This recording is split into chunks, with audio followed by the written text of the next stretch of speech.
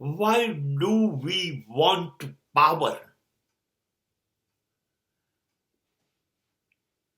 If we do not want to do anything wrong, then we need not any type of powers. શક્તિ આશીર્વાદ કરતા દૂષણ વધારે છે. એ કોઈ પણ પ્રકારની શક્તિ, એ શારીરિક શક્તિ હોય, નાણાકીય શક્તિ, ધન સમૃદ્ધિની, કે સત્તા અને પ્રસિદ્ધિની શક્તિ હોય, પણ શક્તિ જો દુરુપયોગ થવાનો હોય, સમજી લો, નામ બદલો અને રાવણ પાડી દો. કેટલી શક્તિ દેવતાઓમાં નહોતી, પણ શક્તિનો દુરુપયોગ અને વિનાશ, સોનાની લંકાનો નાશ, જિંદગીનો નાશ. તમારે શરીરની શક્તિ એટલા માટે જોઈએ છે કે તમારે કોઈને મારવા છે, મારી નાખવા છે, ડરાઈને એની પાસેથી કંઈ લૂંટવું છે, લઈ લેવું છે, તો શરીર તમારે બહુ. શા માટે તમારે તલવાર, લાકડી, હોકી, લોખંડની પાઇપ, આ બધાની શી જરૂર છે તમારે? નહીં, તમારે ખોટું કરવું છે. પૈસા છે, પૈસાથી તમે ધારો એટલું તમારી પૈસો શું ન કરી શકે,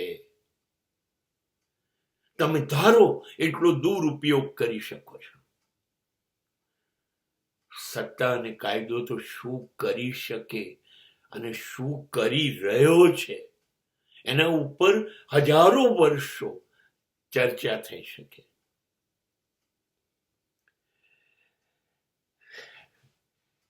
મજબૂર, દુઃખી, તકલીફવાળા લોકોને તમે પૈસાથી લૂંટો, શરીરથી લૂંટો, કાયદાથી લૂંટો, એ કશું કરી નથી શકવાના. એ લાચાર છે, એને જીવવું છે સાહેબ. એટલે બિચારા હા પાડે તો તમને એમ થાય કે જો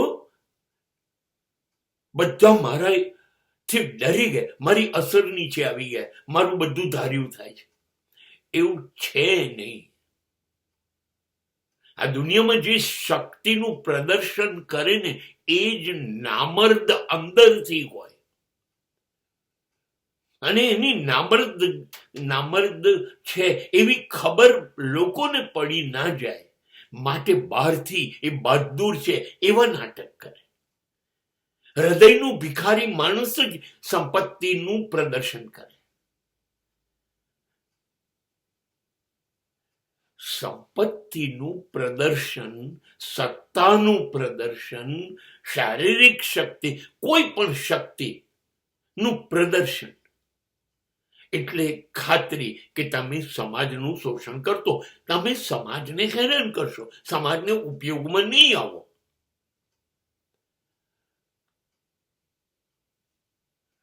શક્તિ તો જ જોઈએ કે તમારું અભિમાન આસમાનને અડતું હોય.